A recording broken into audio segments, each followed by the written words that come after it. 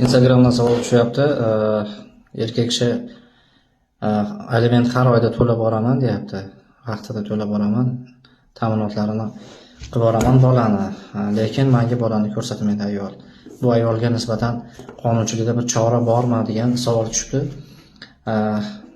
Sudning qarorini ijrosini bajarish respublikada barcha fuqaro va korxona tashkilotlari tomonidan bajarish majbur, shart deb qo'yilgan.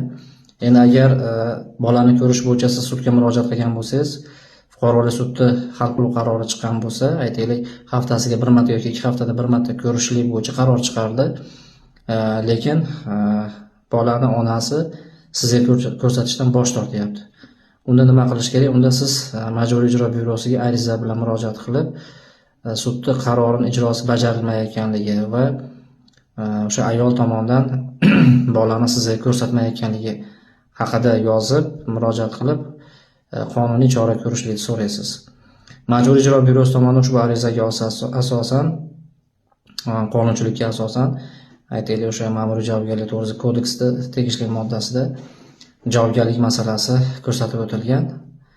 O'shanga asosan bu ayolga nisbatan sud qarori ijrosi bajarilmagani uchun tegishli choralar ko'riladi. Agar sizda huquqiy masalalar bo'yicha savollaringiz bo'ladigan bo'lsa, murojaat qilib, sizlarga yordam beramiz.